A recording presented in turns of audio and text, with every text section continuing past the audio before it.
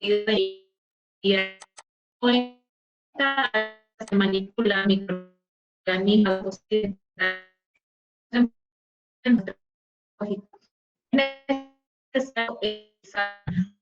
riesgo estamos expuestos en el ángulo. Ven aquí esta imagen como el quimo, ¿no? Una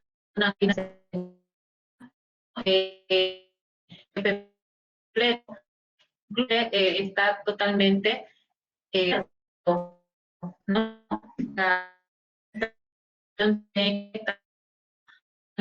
Puedan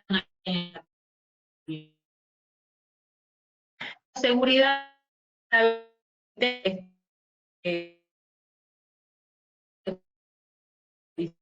¿no? Todo más establecido se cumple por contagios, por posibles, ¿no?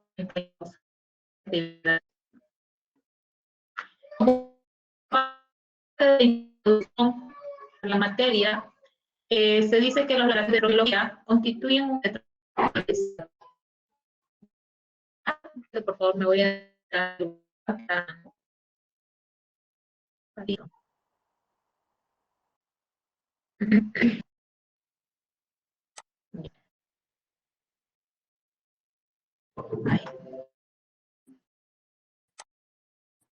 entonces que los laboratorios de biología clínica especiales, ¿no? Que pueden presentar riesgos de enfermedades infecciosas para personas en ella o cerca de trabajo y ha habido en el laboratorio un trabajo de grupo. El gobierno de ante el procedimiento que vayan a hacer trabajo, así como el entrenamiento que se usen las técnicas para el manejo de material de teleprocedura, de acuerdo a la categoría, ¿no? De que es un área que puede, ¿no? A un nivel de bioseguridad 3. Entonces, como trabaja con diferentes personas, se debe tener también un orden.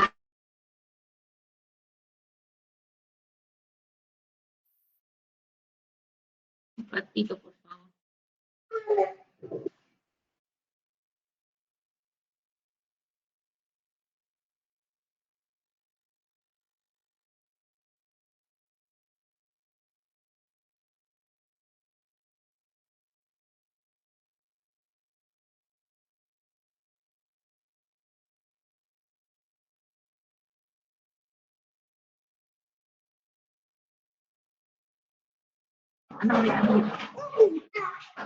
No, hijita.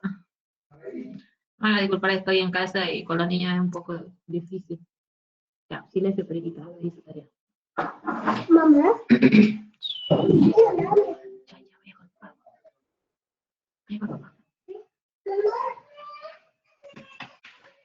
Ok, continuamos entonces. Podemos ver que en el área de microbiología, ¿no? Se utiliza o se trabaja con materiales contaminados, ¿no? Altamente peligrosos. Entonces les decía yo que el orden es muy importante dentro del ambiente donde se manipulan organismos vivos, ¿no? Es por ello, dice que antes de comenzar con las actividades prácticas se debe tener en cuenta y es obligatorio conocer cuáles vendrían a ser esas normas a seguir en el laboratorio, en este caso de microbiología clínica, ¿no? De manera tal cual que el trabajador esté expuesto a un mínimo riesgo de contagio, ¿no? A un mínimo riesgo de exposición a las muestras altamente peligrosas. Y asimismo, tener en cuenta la clasificación de los residuos que se generan en esta área, ya que la mayoría de ellos vendrían a ser infecciosos. Entonces, es muy importante tener en cuenta todo lo que ustedes han aprendido desde el primer semestre, ¿ya? Los principios que se manejan en cuanto al área de microbiología clínica Bioseguridad se refiere a la seguridad biológica, ¿no?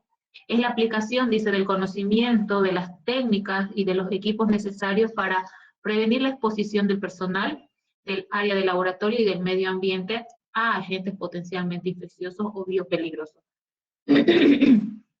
Hay normas de seguridad que están diseñados exclusivamente para el personal de laboratorio. Por ejemplo, el ingreso, ¿no? Con las EPP completos en su fuente laboral. Cuando hablamos del área de laboratorio, especifica que antes y después de un trabajo se debe descontaminar el área con lavandina al 1%, dejar todo limpio, ¿no? Para que el personal del siguiente turno no se exponga a posibles contaminantes que puede existir en el área de trabajo. El medio ambiente, la clasificación, ¿no? Los residuos infecciosos no solamente es agarrar y eliminarlo en la bolsa roja. Antes de eso se debe hacer un previo tratamiento, ¿no? Inactivando la acción patógena de los posibles microorganismos que se encuentren en una muestra y luego se procede a clasificar para desechar, ¿ya? En algunas instituciones no lo hacen. Es por ese motivo que vemos que algunas bacterias o algunos microorganismos ya han cambiado su forma de resistir a los agentes físicos químicos, ¿no? Hay algunas bacterias que no se pueden destruir con lavandina, necesitan otro agente para poder ser destruidos. Cuando hablamos de agentes biopeligrosos, nos referimos, ¿no? A aquellos agentes biológicos y materiales que son potencialmente peligrosos para el ser humano. También pueden producir enfermedad a los animales y también pueden dañar algunas plantas. ¿Cuáles vendrían a ser esos agentes biopeligrosos? Estamos hablando de las bacterias, de los hongos, ¿no? De los virus y de los parásitos. Esos 4 microorganismos son causantes de enfermedades, ¿no? Para el ser humano en especial. Las bacterias, ¿en qué área o dónde lo han escuchado? En la materia de bacteriología, ¿no ves? La bacteriología es una ciencia, es una rama de la microbiología que se encarga de estudiar su morfología y su acción patógena, ¿no? Frente al huésped que es el humano. Los hongos igual tiene el mismo concepto, pero en este caso estudia a los hongos, a las levaduras que generan enfermedad, que producen enfermedad. Los virus, ¿no? Es la ciencia que se encarga de estudiar a los virus, es la virología, ¿no? Ahí nosotros podemos ver que se habla mucho del material genético, la forma de replicación, cómo se reproduce un virus, ¿no? Y cómo este microorganismo, este ser bien pequeñito, es bien agresivo cuando se encuentra unido a una célula viva. Y los parásitos, estos son microorganismos más grandes, ¿no? Que gracias al uso del microscopio podemos nosotros diferenciar su morfología. Ahí está, ellos vendrían a ser los agentes biopeligrosos.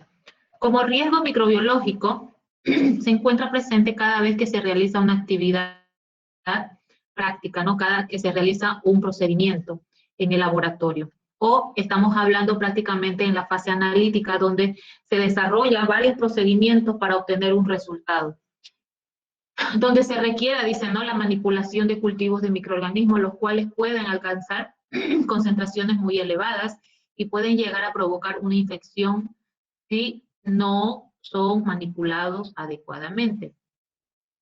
Pero para que produzca una infección, un microorganismo, en este caso se debe tener en cuenta los siguientes aspectos.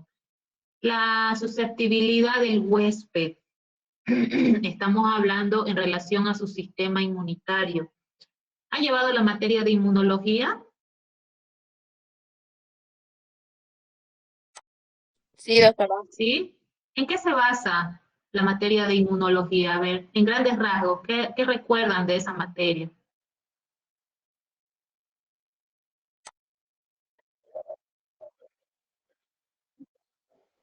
¿Ya? ¿Qué más?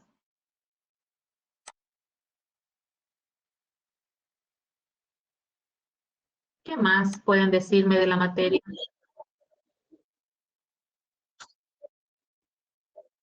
Comunitaria. Eso es importante, que ustedes tengan el concepto sobre el antígeno y anticuerpo. En inmunología hablar o han tocado ese punto de los anticuerpos, ¿no ves? Que son nuestras barreras de defensa frente a los microorganismos.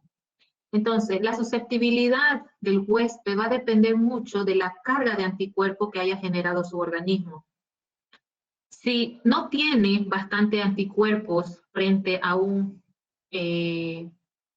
microorganismo, entonces lo que va a suceder, si gana la mayor cantidad del antígeno, ¿no? La presencia del microorganismo, entonces se va a producir la enfermedad, va a haber signos y síntomas que puede direccionar a una enfermedad, ¿no? Entonces, por ejemplo, si ustedes como trabajadores en salud sienten que están cursando posiblemente por un resfrío, pues tienen que tener el cuidado máximo de estar expuestos a estos microorganismos, ¿no? Tienen que utilizar lo más que se pueda las EPP y, si es posible, una cabina de bioseguridad para que pueda descontaminar en sí el área de trabajo, ¿no? La susceptibilidad del huésped es un papel importante dentro de lo que son las infecciones por estos microorganismos. Otro punto es un agente infeccioso, el antígeno, ¿no? El agente infeccioso. Si el agente infeccioso es bien agresivo, pues los signos y síntomas se van a manifestar más rápido. Pero si no es de tal importancia, con un tratamiento paliativo, con un tratamiento específico, se puede subsanar, ¿no? O contrarrestar la acción del antígeno, ¿no? Del microorganismo patógeno.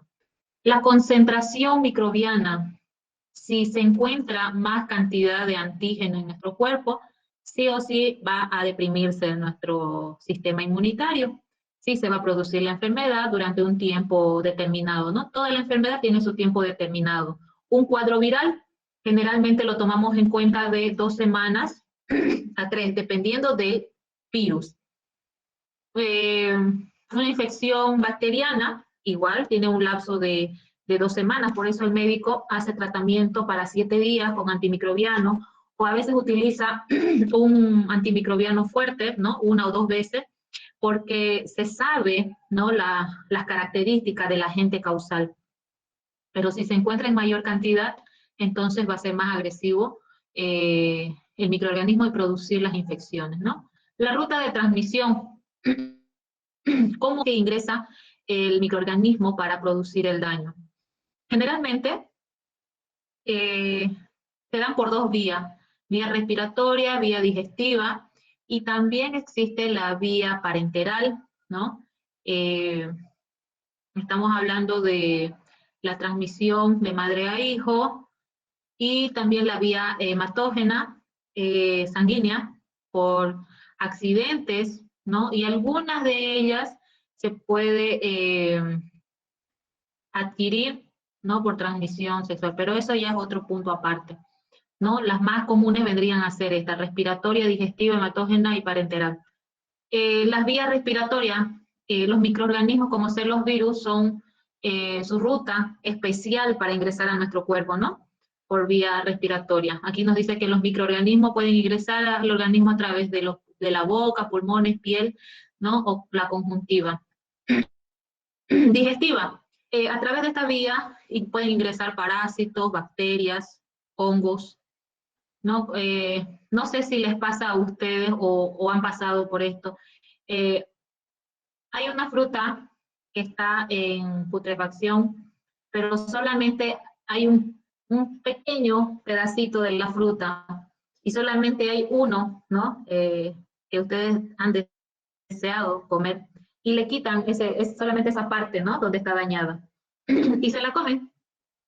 Entonces, ustedes piensan que lo han descontaminado o han sacado lo malo, pero en realidad los microorganismos, por tener medios de defensa o medios de resistencia, dicen, ¿no? Una vez dañada el fruto, la verdura o lo que se haya contaminado, es eliminarlo por completo, ¿no? Entonces, ahí nosotros claramente nos damos cuenta que, que nos estamos contaminando con microorganismos que ya está dañado, ¿no? el fruto. Las vías de contaminación más frecuente en el laboratorio es la digestiva. Por eso dice la norma de bioseguridad, prohibido comer dentro del laboratorio, ¿no? De ahí es donde viene esa norma de seguridad. No es porque se ve feo, porque lo atribuimos a otras cosas, sino por la contaminación que puede existir de esos alimentos y contraer, ¿no? Esos microorganismos. Eh, bien, pasamos a lo que son las normas de bioseguridad, que es exclusivo para el área de microbiología. Aquí yo les he puesto link para que ustedes vean cómo se diferencian las normas de bioseguridad para esta área y cómo se debe hacer el manejo de los equipos que se utilizan en el área de microbiología. ¿Qué equipos manejamos en el área de microbiología? Heladeras, estufas, autoclave, ¿qué más utilizamos? Baño María, microscopio, en fin, mechero, no sé. Hay varios equipos que manejamos, ¿no? Dentro del laboratorio de microbiología, cabinas de seguridad. Entonces, esa información lo van a adquirir en estos links, ¿ya? Van a verlo, ¿no? O quieren que lo reproduzca, es largo el video. Depende de ustedes.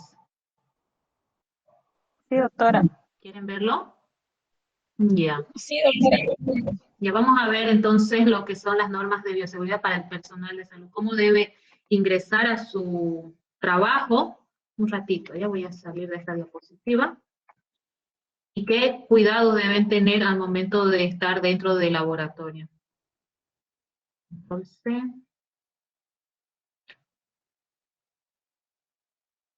aquí. Creo que no se copió el link.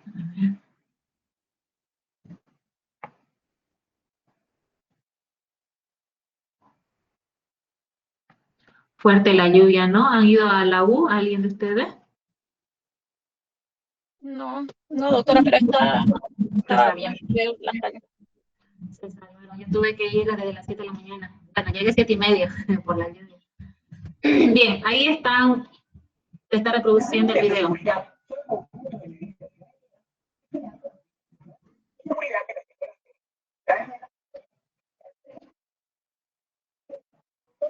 A ver, la pregunta, ¿qué les falta a ellas? Guante. Guantes, Gorros, barbilla, gorro, Guantes, muy bien. Todo le falta. el pelo Este de equipo, cocodrilo. este equipo que ven aquí es un baño María. Ellas están haciendo un control de temperatura de sus reacciones químicas. Ya, muy bien. Eso, ¿no? Así como ustedes ven la falla de estas personas, nosotros igual cuando entramos al laboratorio, nosotros los observamos a ustedes, ¿no? Tenemos que ser conscientes a qué área estamos entrando, ¿no ve? De trabajo, sabiendo que es de alto peligro, entonces debemos protegernos, como dicen las normas establecidas, las EPP completas, ¿no ve? Sigamos a ver.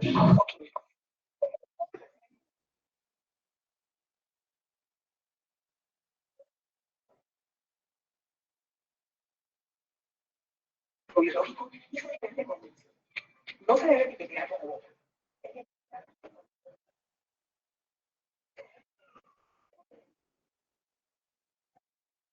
acción oral. Todas las botellas deben tener tapones de algodón para reducir la contaminación de los dispositivos. Ahí le ha introducido un tapón de algodón, o a veces hay de este calibre tapones para evitar contaminación, ¿no? Con microorganismos. En bacteriología y en las áreas donde se hace aislamiento de microorganismos, se debe trabajar en condiciones, ay, se me fue la palabrita, de, ay, se me fue la palabrita, de esterilidad, ¿no? Tiene que ser un ambiente estéril, libre de microorganismos. ¿Cómo van a saber que es un ambiente estéril? Por ejemplo, la sala de cirugía, ahí sí o sí, ¿no? Tiene que ser un ambiente estéril. ¿Cómo se van a dar cuenta? ¿Cómo procederían ustedes? ¿Cómo ayudarían a determinar si esa área está estéril o no?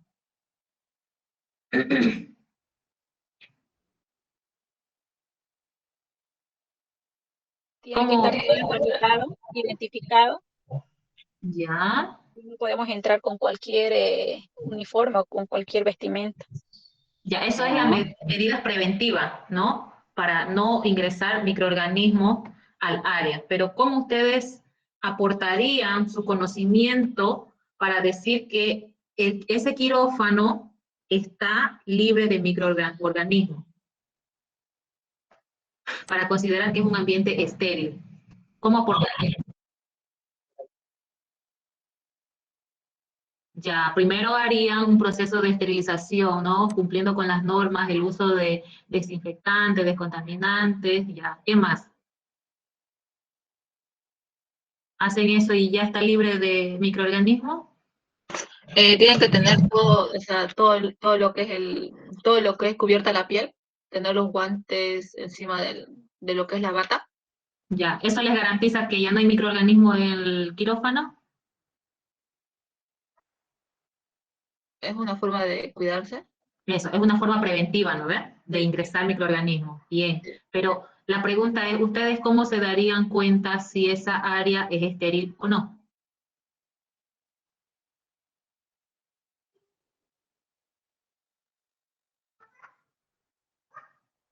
A ver, analicen qué harían, qué acción implementarían ahí ustedes. Miren, como Doctora, ¿se puede identificar el lugar?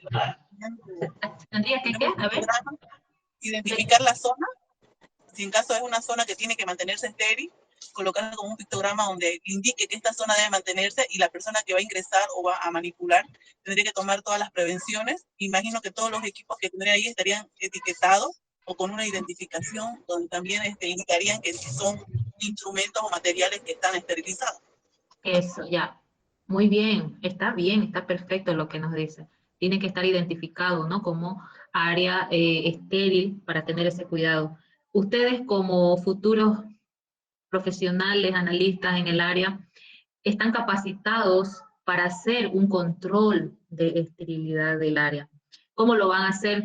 Tomando muestras de ciertas zonas donde entra en contacto, ¿no? Por ejemplo, donde el médico se hace lavado de manos, donde está la zona de los medicamentos, ¿no? Soluciones desinfectantes, en los rincones. Se toma la muestra de cada lugar estratégico y se hace cultivos.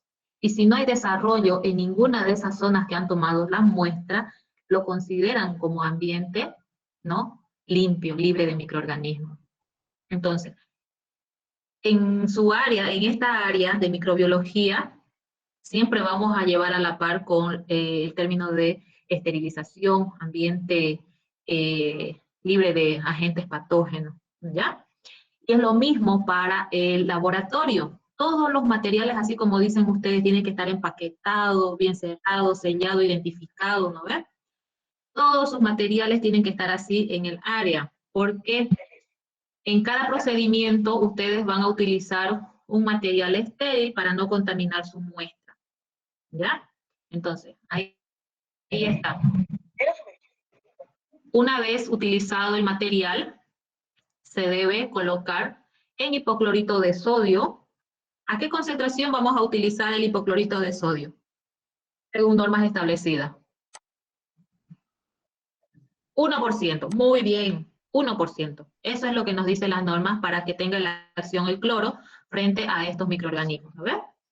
Ahí está. Utiliza y deposita en el hipoclorito de sodio. Ellos utilizan como partes por millón.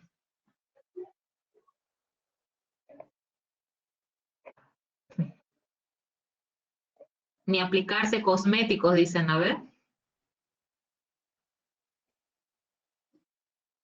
Ahí está. Está cumpliendo con las EPP, que como corresponde para el área de microbiología.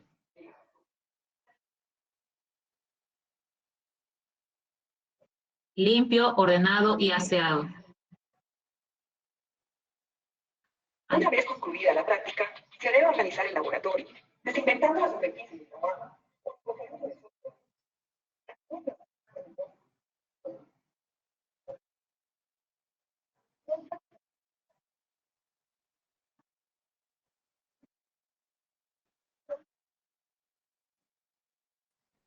Antes y después de cada procedimiento se debe lavar las manos. Es una pregunta que siempre hacen, ¿no? ¿Cada cuánto debemos lavarnos las manos? Dicen, ¿no? Antes de colocarse los guantes y después de retirarse los guantes, ¿no? Debemos lavarnos las manos, porque las manos, gracias a estas manos nosotros podemos producir reacciones cruzadas, ¿no? De un ambiente podemos trasladar a otro ambiente microorganismos, que no lo vemos a simple vista, pero sí llegan a, a adherirse, ¿no? A nuestra piel.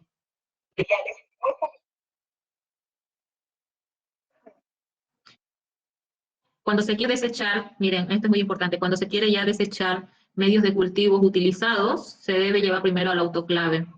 Hay microorganismos que generan o forman o producen, mejor dicho, esporas. Las esporas son sustancias, ¿no?, que se encuentran en el interior de la bacteria y al momento de estar expuestas a agentes agresivos, la estructura bacteriana se va desintegrando y va quedando su espora, ¿no? La espora también tiene material genético que si llega a depositarse en un nutriente ideal o un ambiente ideal, puede volver a replicarse, puede volver a multiplicarse, ¿no? Entonces es su manera de resistir de la bacteria.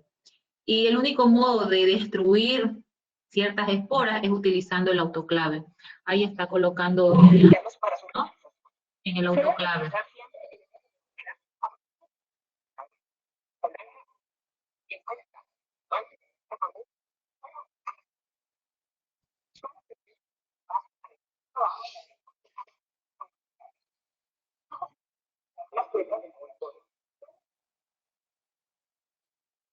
También con materiales potencialmente.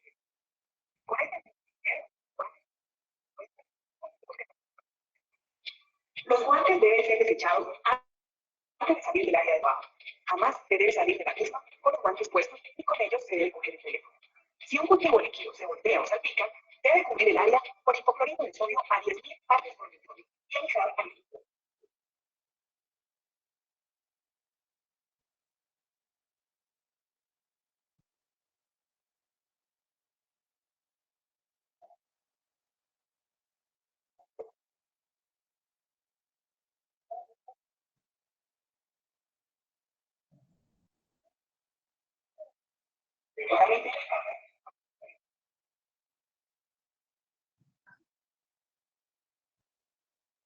Los usos que existen en un laboratorio.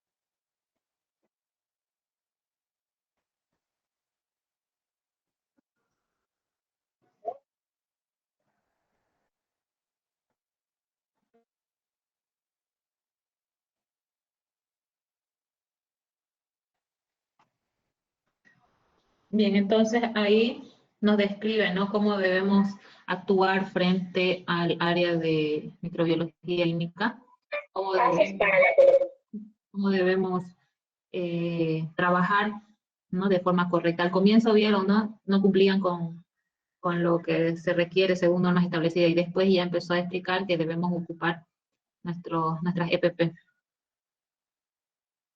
Bien, continuamos entonces. ¿Quieren que reproduzca el otro video? Habla sobre los equipos de laboratorio en el área de microbiología. ¿O continuamos? A ver, ¿qué es lo que sigue? ¿Cómo actuar, ¿no?, cuando se produce accidente en el área de microbiología o tal vez en otras áreas también, ¿no? Los accidentes puede ser minimizado según el riesgo, o se manejan, en este caso, fichas de seguimiento para aquel personal que haya sufrido algún accidente. ¿Ya? Esto lo vamos a dejar, ustedes lo van a ver en sus casitas, por favor, se los voy a enviar para que lo vean, ¿ya?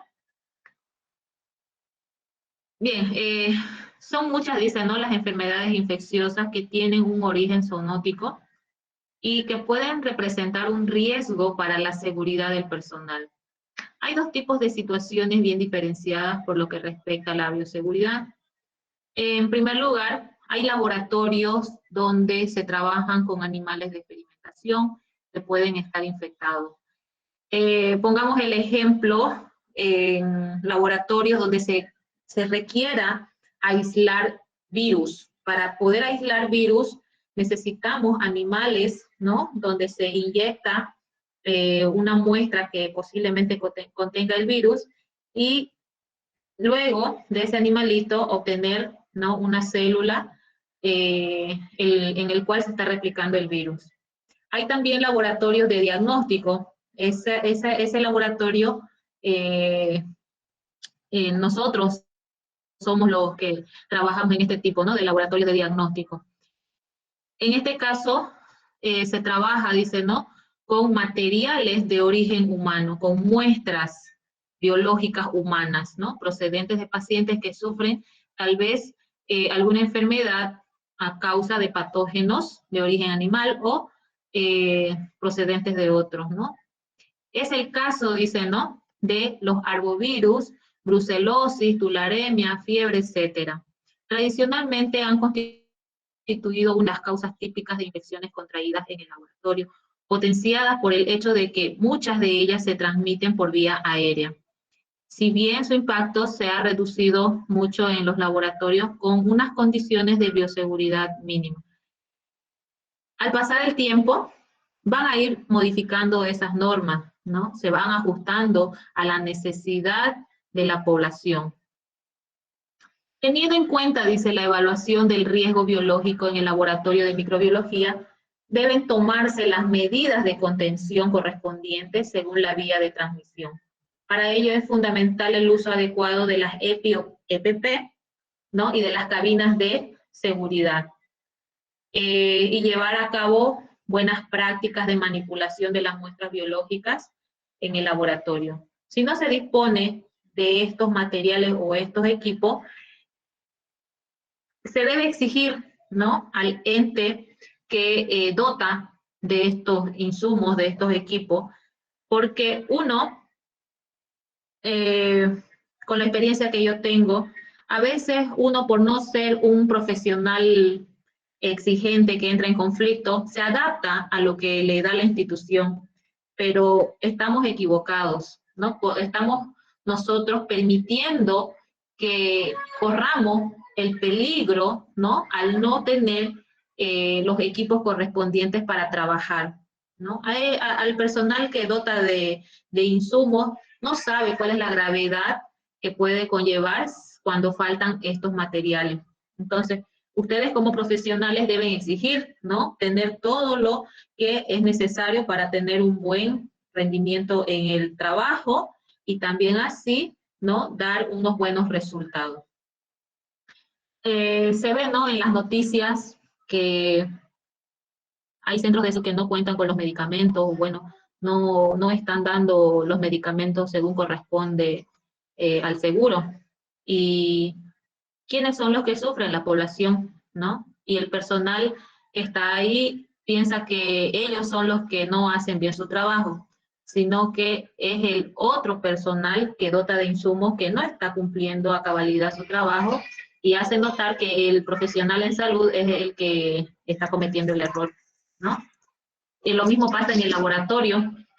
A veces no tenemos los guantes, se acaban, ¿no? Guantes, se acaban reactivos y a veces uno, según el criterio de su experiencia, dice, no, este resultado va a salir normal porque no me reportó el otro análisis algo alterado. Entonces, si está normal, entonces me va a salir normal. Están suponiendo, pero eso es negligencia neta, porque no lo han hecho, no lo han realizado el procedimiento por falta de su reactivo. Y eso está mal, ¿no? Por más normal que esté nuestro paciente, debemos hacer su pruebas de su análisis, ¿ya? Suele suceder. Seguramente ustedes van a pasar por eso también, pero ahí está la conciencia del profesional. Ay, ¿por qué lo hice? ¿Por qué trabajé así? Es que se adapta a las condiciones que le da la institución. No está siendo un buen profesional al exigir lo que corresponde. ¿Ya? A eso se refiere. Miren, si no se dispone de ellos, dicen, ¿no? Se debe reclamar a la dirección del hospital o a donde sea conveniente, ¿no? Existiendo además normativas legales, dice, que obligan a que puedan dotar con todo lo que se requiere. La elaboración, dice, de los procedimientos técnicos deberá prestar especial atención a incluir las recomendaciones de seguridad apropiada para llevarlos a cabo, ¿no? De obligado cumplimiento. Sí o sí debemos cumplir con estas normas establecidas. La formación con carácter continuado es una herramienta fundamental, ¿no? El plan de formación y el manual de seguridad, además de cuestiones básicas, deben hacer énfasis en aquellos puntos débiles identificados durante la evaluación de riesgo.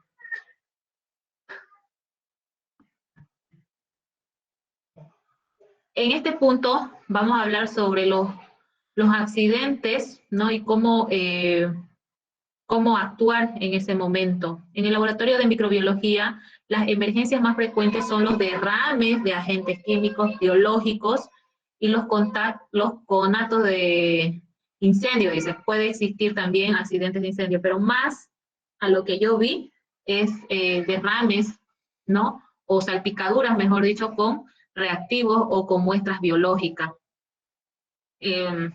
La actuación, dice, en este último caso, si es que se tratara de incendio, es un proceso complejo que debe estar incluido y ser coherente en el plan de emergencia general de cada institución, que puede requerir el aviso a servicios externos y considerar posibles medidas de evacuación. En caso de derrame, el personal del laboratorio debe avisar al personal próximo, detener el derrame lo más pronto posible y delimitar y aislar la zona, ¿no? Para luego limpiar y levantar, ¿no? Lo que se ha derramado. De la misma manera, el laboratorio debe contar con un plan de actuación. En este caso, nosotros lo llamamos el manual plan de contingencia. Cómo actuar de forma inmediata al momento de ver estos accidentes, ¿no? Ese manual, ese plan de contingencia, tiene que tener la información necesaria, dicen, ¿no? Para la actuación en caso de que se produzca y debe colocarse en un lugar bien visible. Este plan debe contemplar los siguientes puntos: accidente por contacto, accidente por inhalación, accidente eléctrico, accidente térmico, accidente por ingestión o accidente por inoculación, ¿no? Debe estar bien detallado qué hacer al momento de enfrentarse a un accidente por inoculación, por ejemplo, o corte, dicen, ¿no? Son los planes de contingencia que tiene cada institución, sí o sí. Para habilitar un laboratorio o una farmacia debe tener todos los manuales, ¿no? Que solicita sedes. En este caso tiene que haber un manual de bioseguridad, manual de residuos sólidos, plan de contingencias, tiene que haber manuales de la fase preanalítica, en fin, hay varios manuales que se rige un laboratorio, ¿no? Para ser calificado como óptimo en su apertura. Luego, tenemos que tener en cuenta la importancia sobre el manejo de los residuos que se generan en el área, ¿no? Una de las áreas más importantes de la bioseguridad en el laboratorio de microbiología es la gestión de residuos generados a partir de la actividad propia del laboratorio. La gestión adecuada de residuos se fundamenta en la prevención y minimización de su generación, ¿no? Y en la segregación, almacenamiento y transportes adecuados para su eliminación. Están, dice, subcontratados en los hospitales a empresas autorizadas para la gestión de residuos. ¿Qué nos quiere decir aquí? Que así como cada institución maneja manual de residuos sólidos, ahí debe especificar la hora, ¿no? Los tiempos de recogida de los los residuos. Creo que están escribiendo. A ver. La Marlene, buenas tardes, ha levantado la Doctora, mano. buenas tardes. ¿Qué pasa? Que mi compañera Mirta levantó su mano porque dice que solo esta batería baja y no se va a retirar de la clase. Ok. Parece. Mirta Ya. Cabrera, sí. Ok, espero que se vuelva a conectar. Jorge David Kitson. Jorge, ¿pertenece a este grupo, Jorge? Necesito confirmar ese punto, por favor. Las personas que no están incluidas en el grupo de WhatsApp, lo vamos a hacer en el transcurso de esta semana, ¿ya? De forma personal en el laboratorio. María Los Ángeles. Sí, voy a enviarles la diapositiva una vez que terminemos el tema, ¿ya? De ahí yo les voy a solicitar que ustedes elaboren mapas conceptuales de todos sus temas que vayamos a avanzar.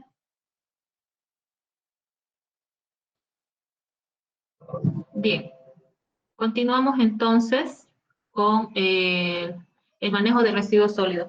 En este caso, como aquí dice, ¿no? Hay empresas autorizadas quienes cumplen o rigen esta normativa.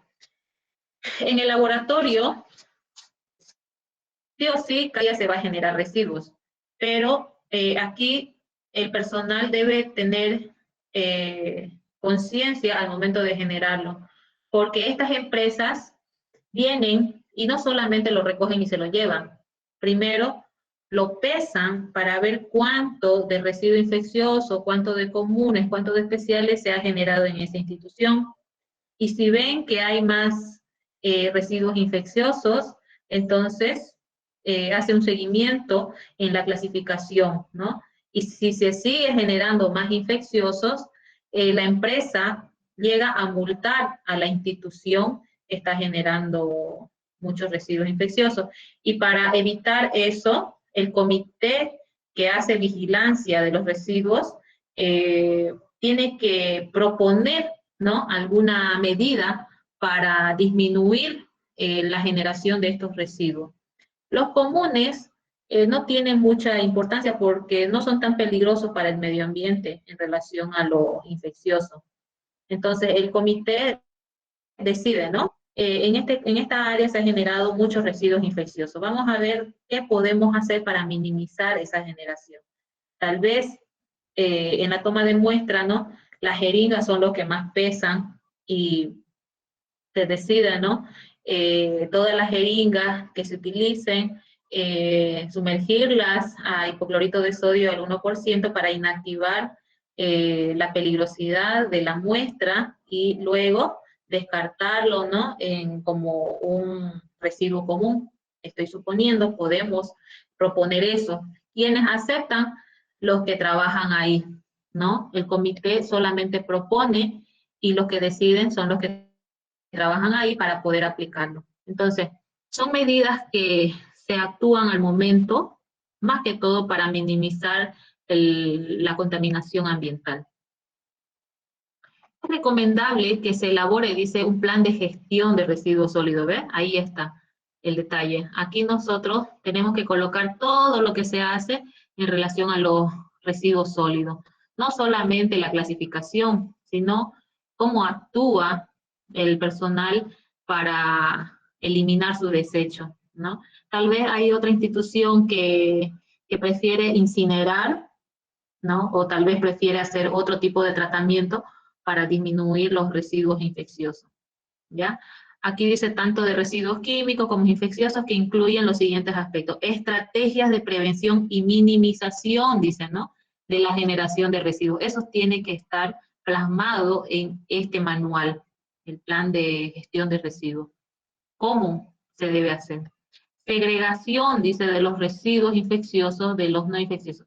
Es decir, la separación de estos, ¿no?, la clasificación correcta. Identificación y tipificación de los residuos infecciosos y su riesgo relativo en los depósitos intermedios.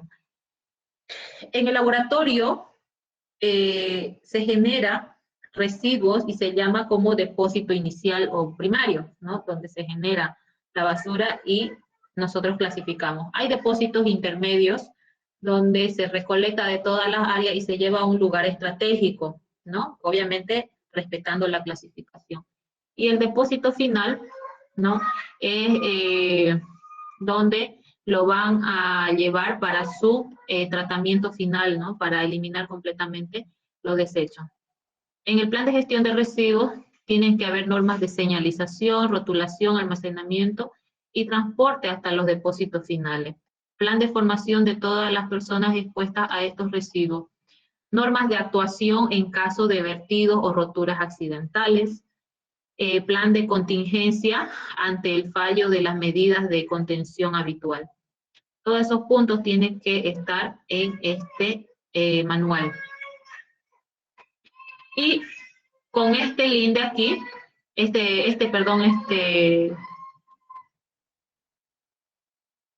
no es link, ¿cómo se llama? Esta dirección de aquí que les he puesto, habla también, ¿no? De gestión de residuos sólidos, ¿ya? Les va a aclarar un poco más sobre la clasificación y todo eso. Y con esto damos por concluido nuestro primer tema. Preguntas, dudas, curiosidad que tengan referente a este tema, adelante, los escucho.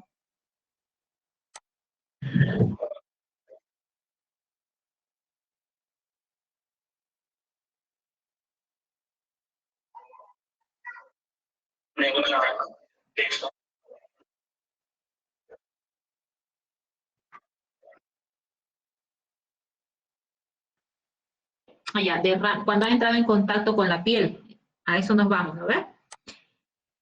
Ya, si sabemos el origen o la procedencia del reactivo, en este caso si es un ácido, fácilmente podemos neutralizar con una base. En este caso podemos utilizar bicarbonato de sodio que no es tan agresivo, ¿no? Hacer una suspensión y lavarlo, o utilizar una solución de origen alcalino que vaya a neutralizar esa zona, ¿ya? Y con abundante agua, es lo que se requiere, ¿no? Con abundante agua para descartar la carga o para vaciar la carga del reactivo, ¿no? Que ha estado expuesto a nuestra piel. Ahora, si el derrame fue en una zona, ahí está más fácil, ¿no? Según normas establecidas nos dice que debemos colocar papel absorbente, agregar encima de ese papel absorbente una solución neutralizadora, esperar que haga acción, ¿no? Esas dos soluciones, y con otro papel absorbente retirar todo lo que se ha derramado, ¿no? Y luego proceder a hacer limpieza con agua. Eso nos dicen las normas establecidas, ¿no? Debemos neutralizar si se trata de reactivos químicos. ¿Está claro? ¿Ya? Por eso, en cada institución siempre hay algo diferente en su manual, ¿no? Una forma, tal vez no lo ven adecuado trabajar de esa forma en una institución y emplean su otro modo de actuar. Y eso es necesario, que cada personal que ingresa a trabajar en esa institución tenga el conocimiento de cómo proceder frente a accidentes. Por ejemplo, en el área de microbiología clínica, nosotros vamos a manejar ahí muestras lógicas. Pongan el ejemplo de que están manipulando heces fecales y no es una pastosa, es una diarreica, sanguinolenta, con moco, ¿no? Se puede sospechar de una disentería, es una infección gastrointestinal que también hay presencia de bacterias, y resulta de que al preparar, ustedes se salpican. Suele suceder, ¿no? Hay salpicaduras con heces fecales. ¿Cómo procederían en ese caso?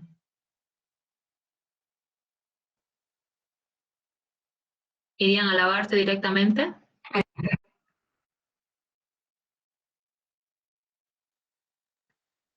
¿Cómo procederían? A ver, analicen.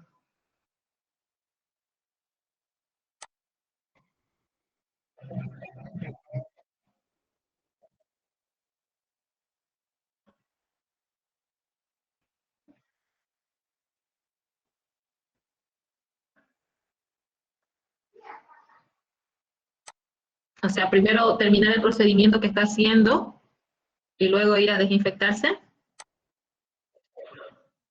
¿Por qué no al revés?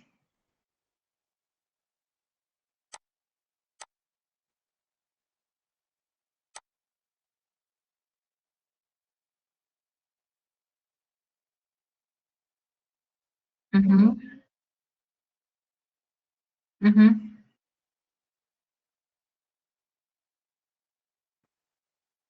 Directo.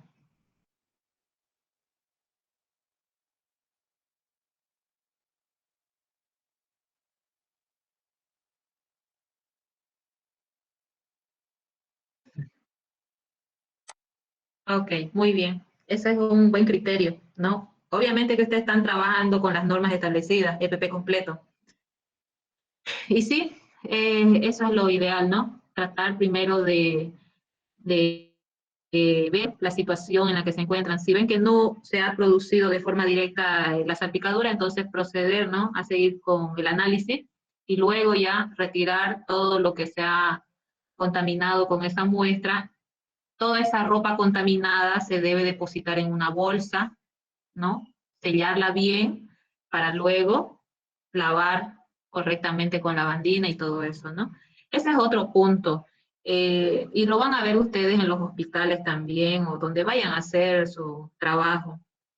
Uno está acostumbrado a trabajar, doblar y ponerlo en el casillero. Al día siguiente volvemos o utilizamos el mismo mandil, pero no cumplimos con lo que nos dicen las normas. Una vez utilizado, ¿no? La ropa de trabajo, se debe aislar para poder descontaminar, así como hacen en la parte de limpieza de los hospitales para los pacientes. Yo he visto esa parte, los depositan en unos estilos, ¿no ve? De todos los pacientes y lo amarran las señoras de limpieza y se lo llevan en esos carritos y lo introducen al agua caliente, ¿no? Es su protocolo que ellas siguen para descontaminar esa ropa, sábana, de todo, y lo planchan.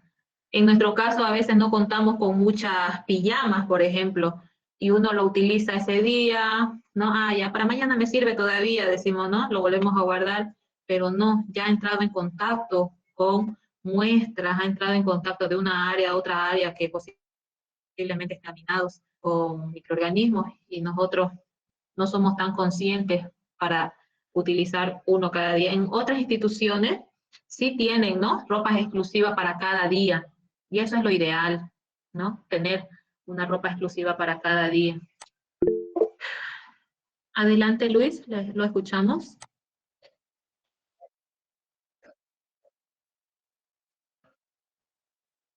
Uh -huh,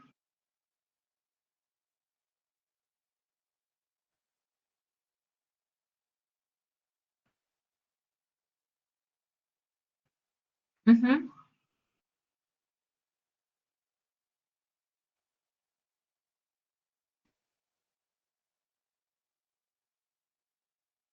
Así es, por eso les digo, tiene que ser exclusivo, ¿no? Para cada área. No podemos nosotros, por más bonito que nos veamos con las pijamas, esa es una ropa de trabajo, ¿no? Yo estoy en contra de que utilicen pijamas por los pasillos, porque es una ropa de trabajo, ¿no? Y bajo normas establecidas, si ustedes buscan la pijama, no es ropa de calle, ¿no? Está diseñado para ingresar a un ambiente con riesgo, ¿no? Para no transportar, como dice su compañero, agentes nosocomiales de una zona a otra, ¿ya? Y esos agentes nosocomiales son los más resistentes, ¿no? No se destruyen fácilmente. Jimena dice, doctora, no se graban las clases. He intentado varias veces, envié mi mensaje para grabar y nunca me llega para activar la grabación. Delante de ustedes lo voy a hacer y van a ver. No, otros docentes me dicen, pero si a mí me llega, aunque tarde, pero llega. A mí nunca me llega, les digo. A ver, vamos a intentar de nuevo, ¿ya? Vamos a seguir intentando. ¿Alguna otra pregunta que tengan?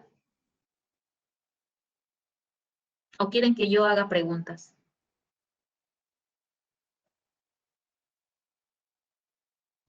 Hola.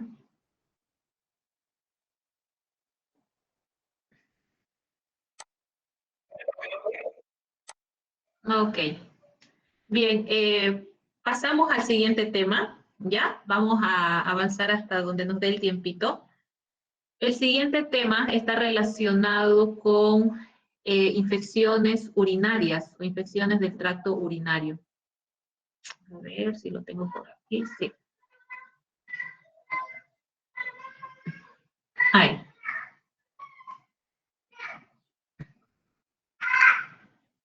Pantalla. Ya. ¿Se está viendo el tema? Está aquí. ¿Se ve el tema, jóvenes? Sí, doctora. El tema 2, entonces, nos vamos a enfocar a lo que son las infecciones urinarias. Aquí ya ustedes tienen que tener las bases, como les decía, de bacteriología, parasitología, micología y virología, porque no solamente es un agente causal que produce las infecciones urinarias, ¿no? Son cualquiera de estos microorganismos.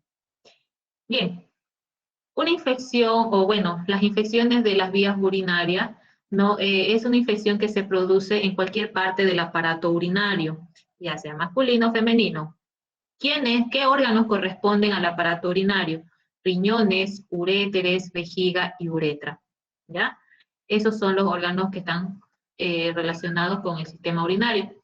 La mayoría de las infecciones ocurre, dice, en las vías urinarias inferiores, la mayoría, ¿sí? Está más relacionado con la uretra y la vejiga. Las infecciones de las vías urinarias no siempre causan signos y síntomas. Es decir, si un paciente que llega a consulta médica no siempre va a presentar fiebre, no siempre va a presentar dolor, pero sí va a tener ciertas molestias, ¿no? El cual le puede direccionar a una sospecha de infección urinaria. ¿Cuáles pueden ser esos síntomas, ¿no? O lo que se pueda ver en un paciente? La necesidad imperiosa o constante de orinar, ¿no? El paciente dice, tengo esa sensación de ir a cada rato al baño, dice, ¿no? Cada rato. Entonces ya va, ¿no? Algo que nos indique que puede ser que esté cursando una infección urinaria el paciente. Otro vendría a ser la sensación de ardor al orinar. Al miccionar, ¿no? Va a sentir ese ardor, tal vez dolor. El orinar frecuentemente en pequeñas cantidades, a chorritos, ¿no? Como va constantemente al baño, no evacúa por completo la orina. Y como hay inflamación en esa zona, entonces el orinar, pero solamente de a poquito, ¿no? Es otro punto que nos puede direccionar a una infección urinaria. Hasta ustedes mismos, si tienen algún familiar, ¿no? Les dice, ay, estoy así, así, entonces ustedes mismos van a decir, ah, puede ser que tenga infección urinaria, gracias a estos parámetros que les estoy diciendo. A veces, cuando se recolecta la orina en un vasito desechable, ahí pueden ver el aspecto claramente de la orina. El aspecto de la orina, ¿cuál es? Tiene que ser translúcido, ¿no? Es medio amarillentita, pero tiene que ser translúcido, que se vea el paso de la luz. Esa es una orina normal. Pero si se ve algunas opalescencias o tal vez que se vea turbio, ahí ya podemos decir que algo, ¿no? Está fallando en el tracto urinario, ¿no? Podemos sospechar de infecciones urinarias o posiblemente de cálculos renales, ya cuando se ve este aspecto. Otro punto que la orina también tiene un color característico, ya, pero si se ve un color rojo, rosa brillante o amarronado, puede señalar que haya presencia de sangre. En este punto nosotros podemos descartar la orina en la mujer, ¿no? Por el periodo de menstruación. A veces uno se alarma. Generalmente el periodo de menstruación son de 3 a 5 días, ¿no? Depende mucho del sistema de la mujer. Cada una sabe cuántos días le dura su periodo. Y para analizar una muestra de orina, se debe esperar otros 3 a 5 días para ver realmente qué color tiene esa orina, Si no, podemos nosotros sospechar un falso positivo, una falsa alarma, ¿no? De problemas o de infecciones urinarias, ¿no? Siendo que el periodo fue el contaminante de esta muestra. Orina con olor fuerte, esto también es característico, ¿ya? Cuando uno tiene infección en las vías urinarias, este olor se llega a asimilar como olor a pescado o como olor a amoníaco, ¿ya? Esos son olores fuertes que se puede, ¿no?, distinguir de una orina normal. El olor de una orina normal es sui generis, no tiene, o sea, tiene un olor característico, pero que no es fuerte, no trasciende, ¿no?, ese olor.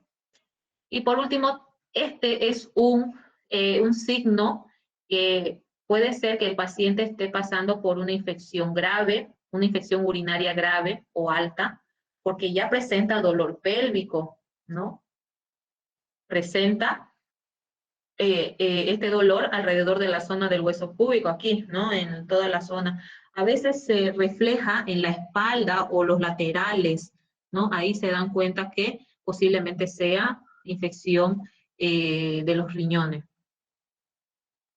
Entonces, si ven todas estas características en una persona, pueden sospechar que sea una infección urinaria. Entre las mujeres propensas a sufrir cistitis es la infección, de la vejiga, ¿ya? Cistitis. Los microorganismos que residen en el intestino colonizan, dice, la zona genital de la mujer y de la uretra distal antes y durante los episodios de infección. Por eso se dice que la mujer es más propensa a tener infecciones urinarias en relación al varón, porque, ¿no?, hay zonas donde colonizan bacterias saprófitas o pueden ser patógenas si su sistema inmunológico de la mujer, ¿no?, está bajo, entonces ahí se puede producir lo que es la infección urinaria. Esta colonización genital, dice, ¿no?, puede deberse en la zona genital, estamos hablando también en la vagina, se encuentran flora bacteriana normal, saprófita, comensal, que no es dañino, pero si estas bacterias van y colonizan al tracto urinario, pues obviamente va a producir infección urinaria, ¿no? Va a ser una vía de ingreso para las bacterias de esta flora, de esta microflora, ¿no? Puede deberse, dice, ¿no?, a la alteración de la microflora vaginal normal debido a la ingesta de antibióticos, a otras infecciones genitales, al uso de ciertos anticonceptivos, así como a la fricción, ¿no?, en la uretra durante el coito. Entonces son causas por las cuales se puede dar una infección urinaria en las mujeres.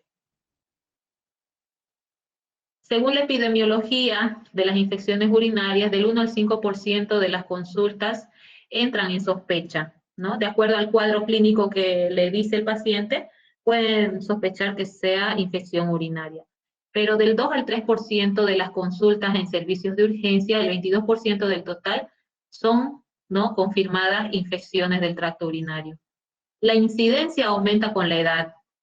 Esto quiere decir que infecciones de la vejiga está a un 0,5 de episodios por persona cada año. Entonces, más que todo, si la bacteria es capaz de recorrer o ascender, ¿no?, a los otros órganos, puede producirse cistitis y hasta llegar a producir pielonefritis, ¿ya? La pielonefritis es la infección de los riñones, ¿no?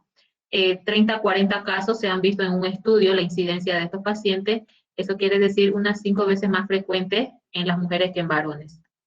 La prevalencia aumenta con la edad y según el sexo también. En las mujeres es más frecuente, dice, en las edades entre 20 a 40 años y las que son postmenopáusicas, ¿ya? ¿Por qué entre 20 a 40 años? Son sexualmente activas, ¿no? Y recuerden que el tracto genital de la mujer está cerca del tracto urinario y colonizan esas bacterias para producir infección. Y las posmenopáusicas, obviamente que está relacionada con las alteraciones hormonales y su sistema inmune también, ¿no?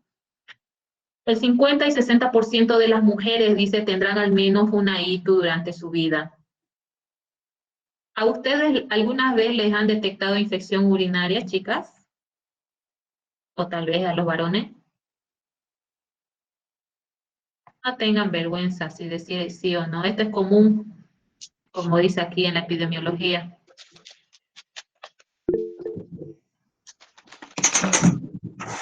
¿Sí? ¿Qué antibiótico les han recetado si le han detectado? Por Yo, la ejemplo, verdad, de antibióticos yo tomaba la cefixima, doctora. cefixima. Sí, cefixima. O si no, la broncomicina de 150. Ujú. Eso, ¿no? Pero mayormente hay eso también por lo que es lo que las mujeres nosotros nos aceptamos de lo que es el baño público. Y también como somos mujeres y casi las mujeres no nos limpiamos lo que es con el papel, porque también el papel nos hace dar infección. Y nuestra misma orina a veces gotea uno o poco ahí en nuestra ropa Queda interior, lo que ahí también da a uno lo que es infección urinaria. la humedad, ¿no? Y la humedad. La zona genital es muy sensible Sí. a A lo diferente del hombre. el del hombre, pues no está conectado, ¿no? Con Sí. la zona donde está la flora comensal. Exactamente, doctora. ¿No ves? Entonces, la mujercita en sí siempre ha pasado, o Dios quiera que no pasen por esta situación, es incómodo. Yo también, como 2 veces he pasado infecciones urinarias. Una colega, miren, y esto tal vez llegue a ser su caso. Cuando uno trabaja con pacientes de emergencia, hasta se olvida de comer, ¿no? Se dedica a hacer los procedimientos para entregar sus análisis lo más rápido posible. Y cuando se dan cuenta, pasó el tiempo.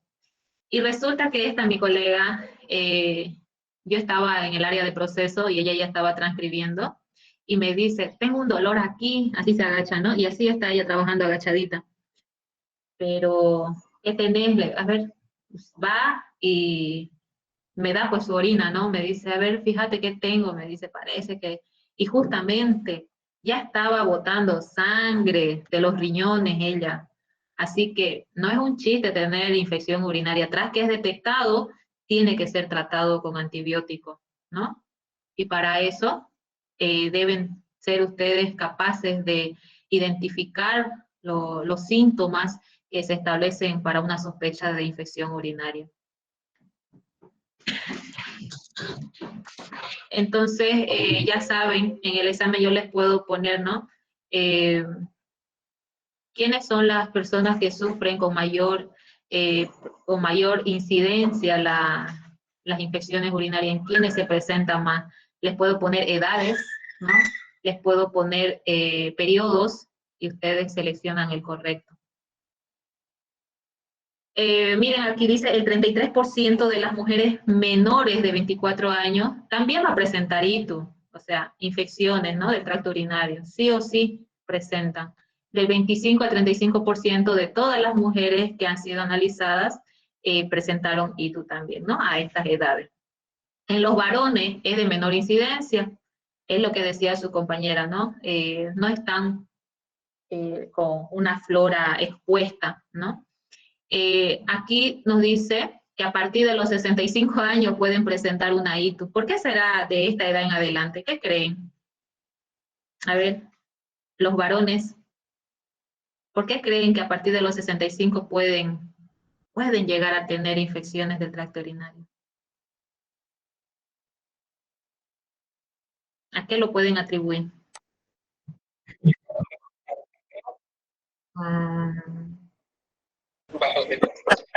Ya, ese es un punto. Las defensas, ¿no? De la persona adulta siempre se van a encontrar bajas, así como de los niños, ¿no ves? Se enferman a cada rato porque están adquiriendo defensas para en joven ya sean más fuertes. Y los mayores, lo mismo, de ellos baja su sistema inmunológico. Ya, ese es uno. Otro Por la, motivo por la por, próstata. por, Próstata. Ay, perdón.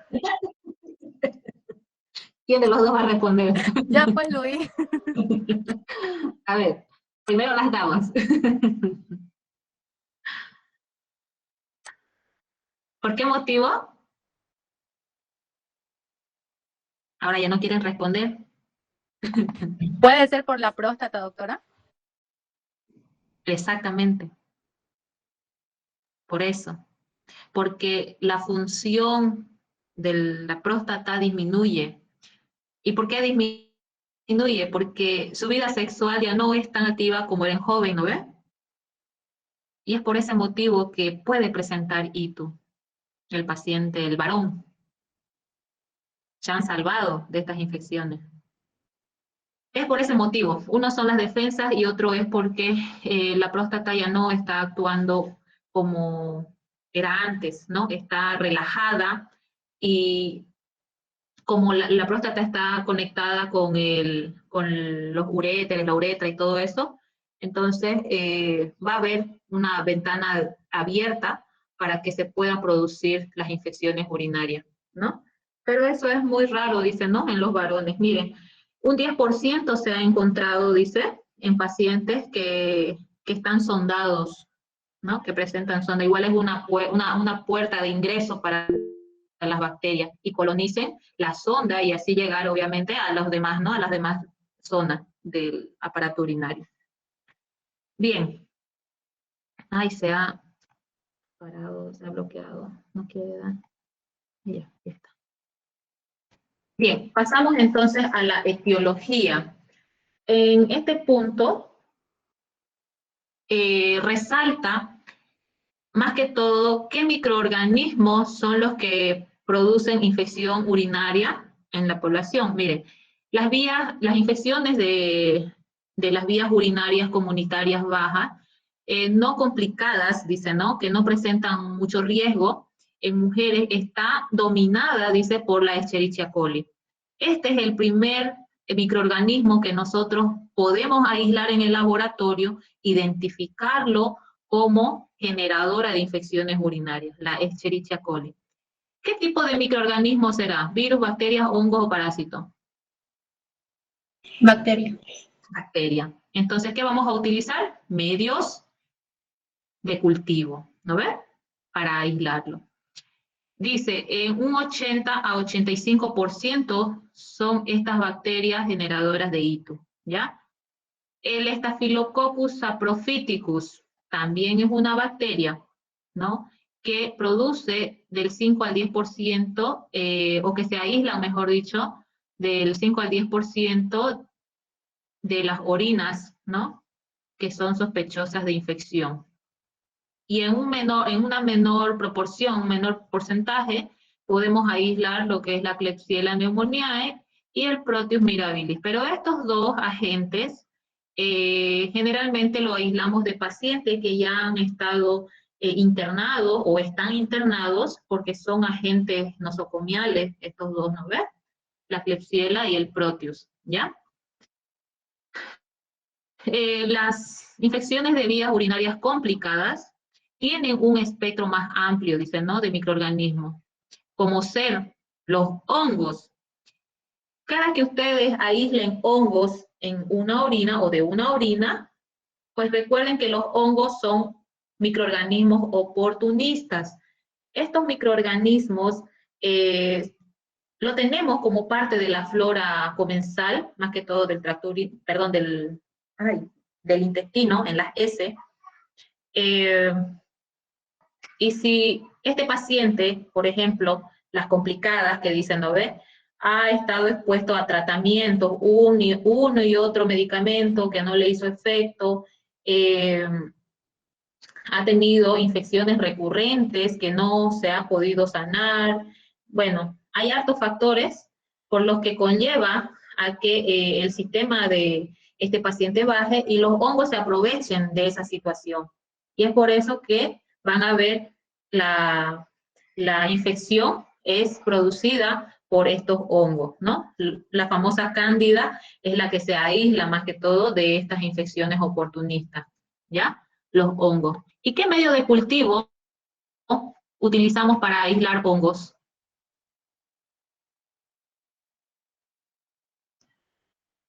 medio de cultivo es útil para aislar hongos?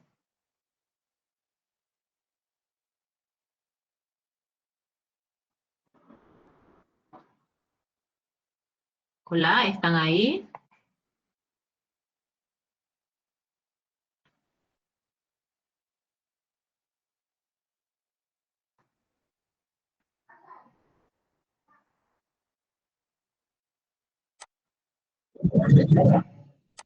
Papá destroza.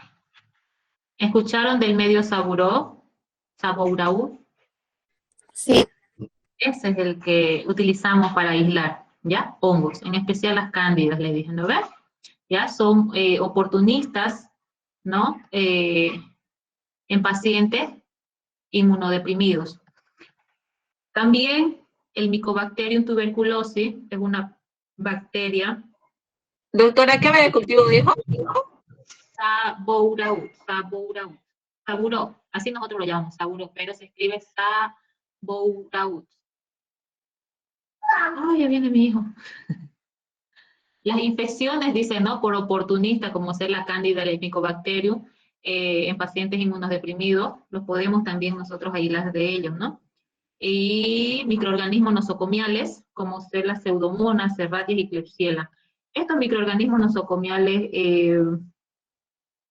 sí o sí se van a encontrar en los hospitales o en los centros donde hay internación. Y de acuerdo a la gravedad de la enfermedad del paciente, llegan a colonizar, ¿no? Llegan a producir infecciones urinarias. Por eso dicen, no, prefiero no llevarlo al hospital y tratarlo en casa. Es por este motivo, para que no contraiga otra enfermedad más de lo que se ha internado. Y estas son las que más resisten, ¿no? Porque ya se han adaptado al ambiente donde se encuentran. Bien, aquí tenemos un cuadro de los uropatógenos que se han aislado con más frecuencia. Está la Escherichia coli encabezando a este cuadro, ¿no? Luego sigue la Klebsiella, Proteus, Morganella, Acinetobacter, Enterobacter, Pseudomonas aeruginosa, Acinetobacter, Enterococo, Estafilococo, la Cándida. Y también se ha podido notar que no solamente es un agente causal de la infección, puede haber 2 o 3 especies o géneros, ¿no? Que están produciendo la infección. Ahí podemos ver que los pacientes con cistitis no complicada, ¿no? Un 92% de ellos se ha aislado la Escherichia coli. Por eso encabeza, ¿no? Como microorganismo uropatógeno. Luego está la Klebsiella y una uropatógenos polimicrobianos, ¿no? En infecciones complicadas, ¿no? Se han aislado de esas muestras. En pacientes que tienen sondas, se ha aislado lo que es el Proteus morganella. Estos son enterobacterias, ¿no? Algunas de ellas se consideran nosocomiales, y es por eso que en pacientes sondados van a estar colonizados con eso. O que el paciente, o que el personal que ha hecho el procedimiento de sondaje no ha cumplido con la asepsia correspondiente y ha contaminado, ¿no? El aparato, ¿no? de la sonda, y por eso el paciente sufre de colonización de estas bacterias. Hay que saber siempre pensar lo posible que suceda, ¿no? Sospechar en realidad qué es lo que haya producido la contaminación con esta enterobacteria. También se han aislado flora polimicrobiana, más de 2 microorganismos en una muestra de orina, pero procedente de un paciente sondado. En este yo creo que podemos aislar todavía más, ¿no? Y en pacientes que sufren de prostatitis es a causa de la Escherichia coli. ¿Ven? Escherichia coli es la que encabeza en todas las infecciones. Las situaciones clínicas que se ven a causa de las infecciones urinarias va a depender mucho de la localización donde se encuentra la infección. Podemos diferenciarlas en itus bajas, itus altas. Itus es infección del tracto urinario, ¿ya? Baja está relacionada con la vejiga, uretra, testículos y la próstata, ¿no? Esta bacteriuria es una infección podemos ponerlo el término pasajero, que inició una infección leve y con un antibiótico no de amplio espectro, un antibiótico de primera línea, ¿no? Inhibe o sana de esta infección, a eso consideramos bacteria, que no ha recorrido más allá, no ha pasado a colonizar a otros órganos. Las ITU altas están relacionadas netamente con los riñones, ¿ya? Por eso aquí dice pielonefritis, ¿no? Con los riñones. Dependiendo de las situaciones clínicas especiales, los diferenciamos entre ITUS recurrentes, que son recaídas o reinfecciones. Esto mayormente lo vamos a ver en personas adultas, en mujeres adultas, ¿ya? Que han sufrido recaídas al tratamiento y por eso se ha visto las reinfecciones, ¿no? ITUS en embarazadas también es otra condición, ¿no? El sistema inmunológico de la embarazada no está totalmente equilibrado y es por eso que se manifiesta una infección urinaria en estas personas. Las ITUS en portadores de catéter, ¿no? Y las ITUS en varones. Este es poco frecuente.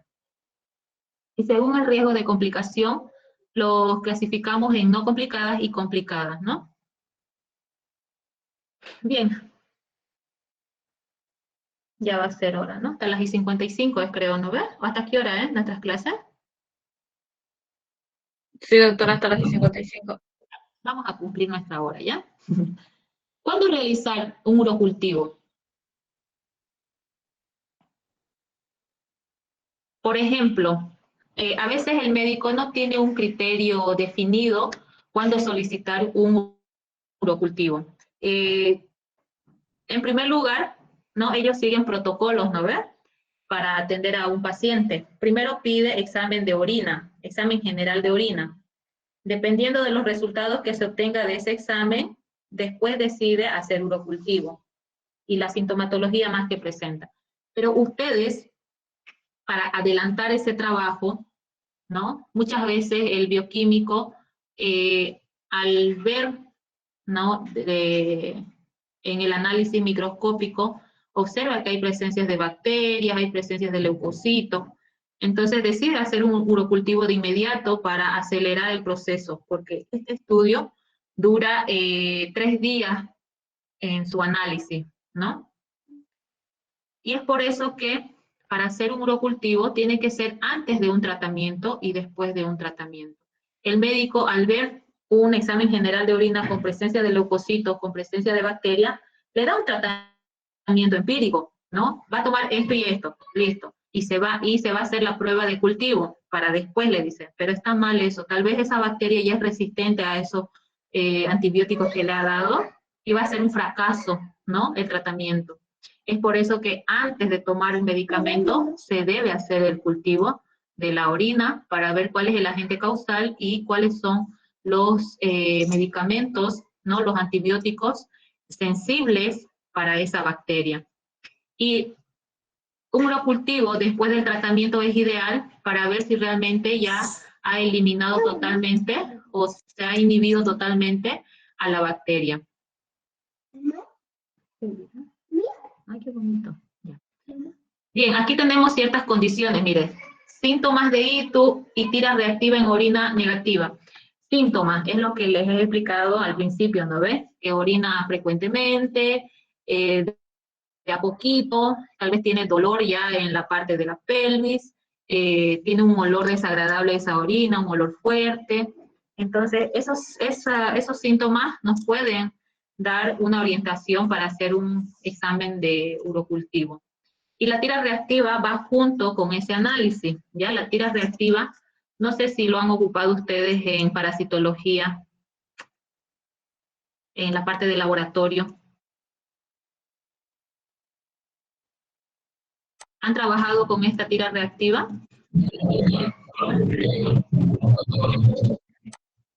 Ay, todo virtual, ya. Cuando pasemos laboratorio y entremos a este tema, vamos a trabajar con esto, ¿ya? Ahí les voy a explicar el fundamento de la tira reactiva, para que se den idea más o menos. La tira reactiva tiene pedacitos de papel con indicadores, ¿ya?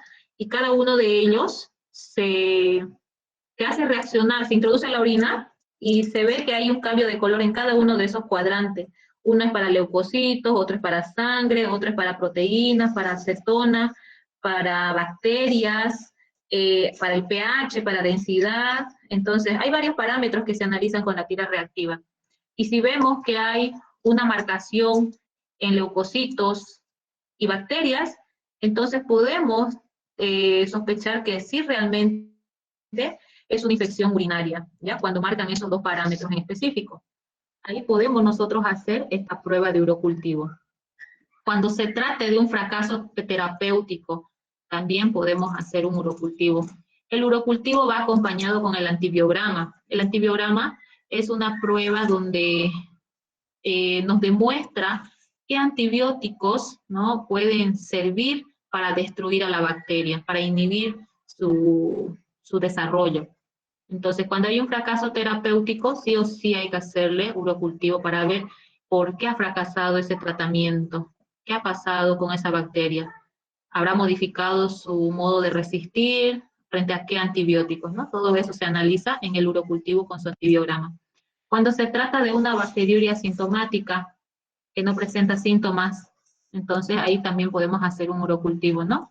Y tu sintomática aquí ya nos da los parámetros para que directamente hagamos urocultivos, no examen general de orina, sino urocultivos directamente.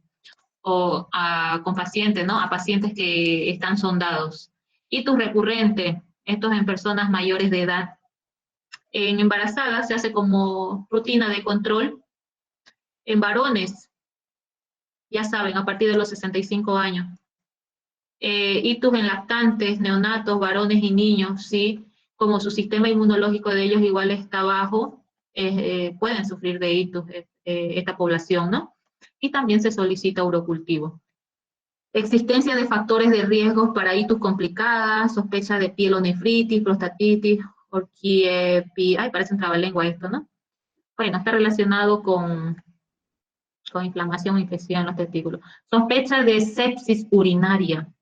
Miren, sepsis urinaria. En este caso ya es una infección complicada, ¿no? Que puede traspasar de los riñones a vía sanguínea, ¿no? Como los riñones trabajan como filtro, ¿no ves? Filtran la sangre y eliminan todo lo excedente, ¿no? Lo perjudicial. Entonces, como hay ese cambio o esa eliminación de esos analitos tóxicos, la bacteria puede aprovechar ese cambio y pasar a la sangre, ¿no? Y agravarse la infección. Solo por una infección urinaria puede pasar a sepsis, a una septicemia. Antecedentes de hospitalización reciente o instrumentalización. También se puede solicitar urocultivos en estos pacientes, ¿no? Que han sido hospitalizados por mucho tiempo, que hayan adquirido o se hayan contaminado con bacterias nosocomiales. También debemos hacer un seguimiento a esos pacientes, ¿no? Bien, para la toma de muestra, creo que vamos a quedar aquí, sillas y 55. Aquí vamos a quedar, ¿ya? Vamos a continuar la próxima semana con este tema.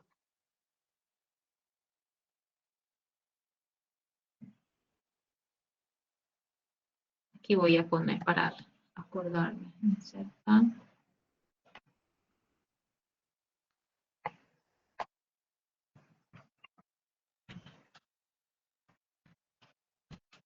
Grupo C, ¿no? ¿Son grupo C ustedes? Sí, doctora. Ya, quedamos aquí, por favor, ¿ya? Bien, no les canso más. Nos vemos con los otros grupos en el laboratorio. Se cuidan, que tengan buenas tardes.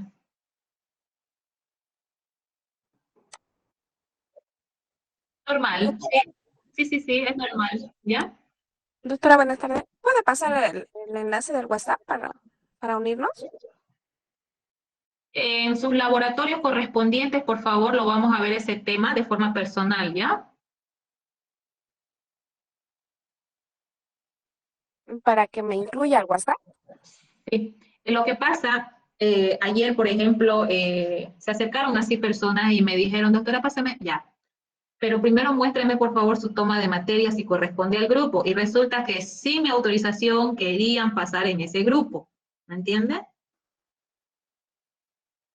Y como en los laboratorios están diseñados solamente para la capacidad de 15 personas, 16 máximo, como vamos a trabajar con muestras biológicas, vamos a aislar microorganismos, yo no quiero exponerlos a que sean varios. Eso yo le explicaba a los alumnos que querían cambiarse, ¿no? Entonces, si usted me envía un screen de su toma de materia y realmente me confirma que es de este grupo, se lo voy a pasar, ¿ya? O si no, en el laboratorio, igual ese mismo ratito yo se lo paso si me muestra que está en ese grupo.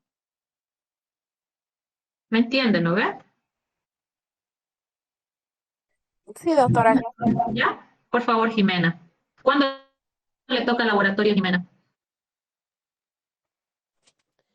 Mañana, estaba en el grupo D y me cambié al C.